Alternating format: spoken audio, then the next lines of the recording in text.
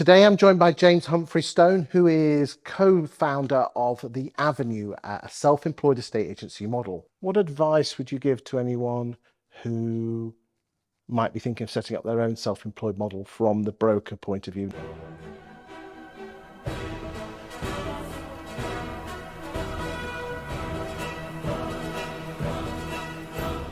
I've always had the desire and the aspiration to do something that I could call mine.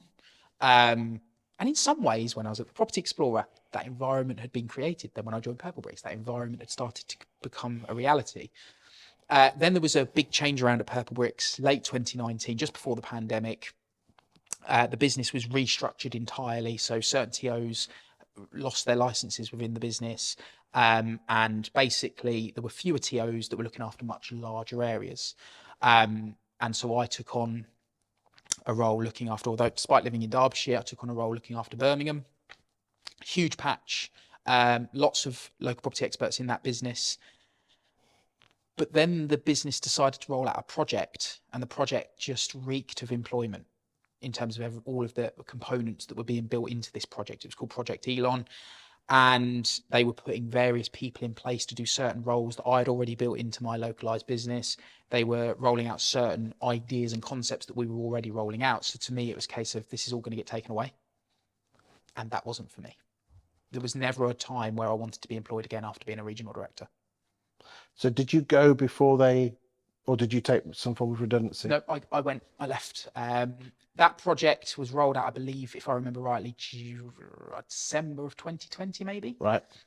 And by the February, I knew enough to know my mind was made up, so I had to serve 3 months' notice. And did Hayley go at the same time? Yeah. By that point, because Stanley had been born in September of 2020, Hayley was operating in more of a supporting role within the Birmingham business. So we left together. What did you do then? The planning had already started for the launch of what we do now, The Avenue. We partnered with Jack Durkin, who is our business partner. And why is that? Why is that? I mean, I could see why a lot of people need an extra person. That could have been Hayley. Yeah, I think the main reason for the partnership coming about is probably like we talked about earlier in the conversation with the Richard and Simon yin and yang. I think that's where Jack and I, we complement one another's skill sets. Hayley was always very career focused. Then when Stanley came along, and we've now got Margot as well, her maternal instinct took over. And as much as she operates in the business, she wants to be mum first. There goes. Which was, I found very interesting for someone who was so career focused, so laser focused. I found it very interesting that maternal instinct was so strong, and I respected it massively. So yeah, that's where Jack and I partnered. So who is Jack for some people that might not know him? Jack Durkin, he's from Sutton Coldfield, so he almost operates the West Midlands part of our operation. Fantastic estate agent, brilliant with people, but also very, very focused. I'm more, I guess, the creative. I'm probably more vision. Jack's very much implementation and delivery. Is he Ex Purplebricks or? He is. That's how we met. There you go. God, you lot get around, don't you? Well, a lot of people work there, Chris. So The Avenue's been going now for 2 years. It has. What advice would you give to anyone who might be thinking of setting up their own self-employed model from the broker point of view, not the person coming in as a... So if they were to replicate The Avenue as a brokerage, what advice would I give? Make sure your foundations are solid from the get-go. Make sure... What do you mean by foundations? What I mean by foundations is people know the role that they need to play. So for example, when we launched, it was me, Jack, Michelle, who came with us from Purplebricks, but from a behind the scenes perspective, looks after all of our admin and bits and pieces, make sure the wheels keep turning. And we brought a couple of agents with us who partnered with us from the get-go. And I think the foundational piece is the learnings for us is we've had to change CRMs a couple of times for varying reasons. There's things that I have no issue in sharing publicly. There are things that we've learned that we, in hindsight, just wouldn't do today. And so making sure the foundations are correct, there are always going to be mistakes you make along the way. I think if anyone out there is looking to launch a brokerage or even a self-employed model, or becoming self-employed, sorry, if you wait until everything is exactly as you want it to be and all your ducks in a row, you'll never start. So we took the decision to pull the trigger and go, but there were elements within what we structured initially that weren't quite right the way we wanted them to be, but we very quickly adapted to them. What else would you do differently in hindsight? The way we recruited. I think the self-employed model takes a very particular type of person. It's another topic. I feel that anyone can do it, and that is going to be controversial. It's their attitude and their personality and their ability to be consistent, which I think is a big blocker for a lot of agents. Always looking for this new shiny object or this new silver bullet for winning listings or whatever else. It doesn't exist. You have to be boringly consistent. So if anyone can be boringly consistent, it's just a case of whether they can. But that's the self-employed agent. So let's come back to the brokerage, which was my original point. Okay, yeah. You know, what would you do differently?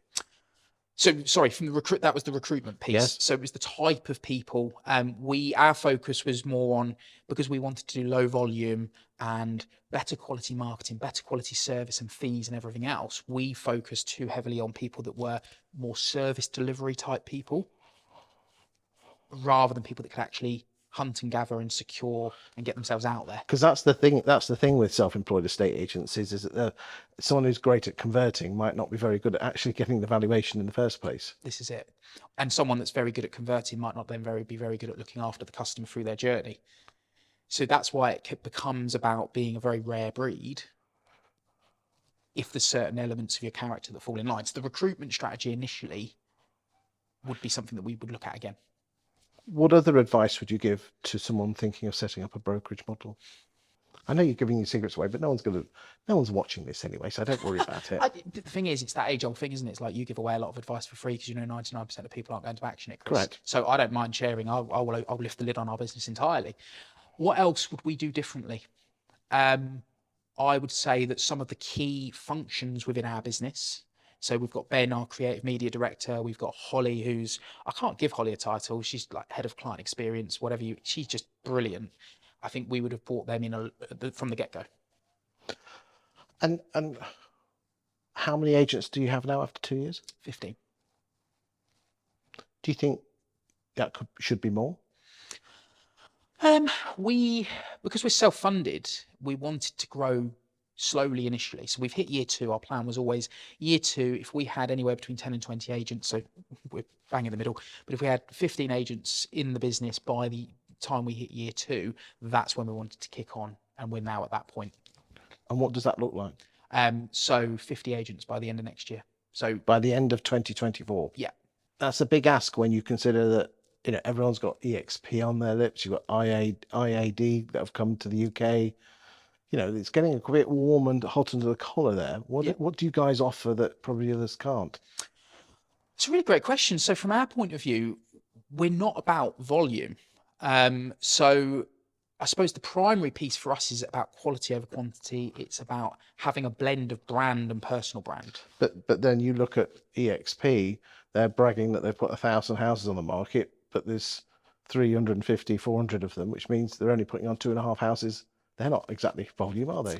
No, and I think the key piece there is a lack of brand. It's all about personal brand. So obviously I didn't want to go down a path of, you know, talking derogatory around another model. But that's where blending brand with personal brand is working well for us. I agree with you on that one. You need both. Yeah. So commercial brand, agency brand, we're helping our agents that join us build personal brand. So if you look at our Birmingham operation in particular, the knock-on effect of what Jack and Emma are doing is then benefiting our partner agents that are on the periphery of them. So we're building almost concentric circles around existing patches, so there's the knock-on effect. Thank you for your time today. Do check out the other videos just to get a bit more, to find out a bit what makes James tick. Thank you for your time today. Thanks for having me.